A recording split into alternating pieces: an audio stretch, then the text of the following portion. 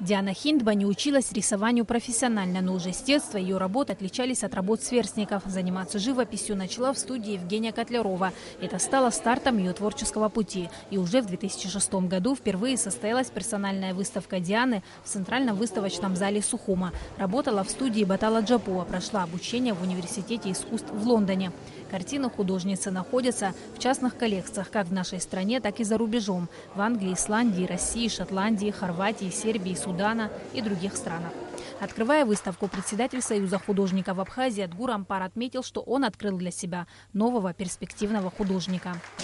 В этих работах мы можем сразу же увидеть ее понимание таких художественных средств изобразительного искусства, как цвет, линия, форма.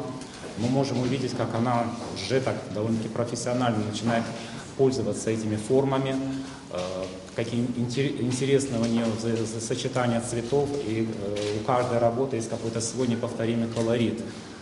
На сегодняшней выставке были представлены 32 работы, написанные маслом. Они были созданы художницей за последние 9 лет. Но Диана пробует себя и в других направлениях. Ее картина о местах, где она побывала, которые довелось ей увидеть. Таким образом, она передает свое восприятие культур народов мира. То есть я пробую себя в разных техниках, пытаясь выразить, наверное, свой внутренний мир. И можно увидеть работы в разных стилях. У меня очень много работ в технике гуаши, более 100 работ, которые здесь не представлены. На данной выставке представлены работы периода 2007-2016 год, написанные маслом.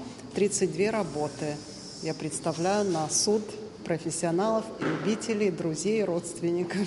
На первый взгляд эти картины можно отнести к абстракции, но почти во всех представленных работах главный герой – человек. Узнаваемые образы в сочетании с игрой света и тени. Объем и сложная экспозиция умело переплетаются в них. Художница сделала попытки воссоединить несколько направлений. Она не просто делает цветовые пятна, а она цвет набирает. То есть вы, если внимательно посмотрите, видна фактура.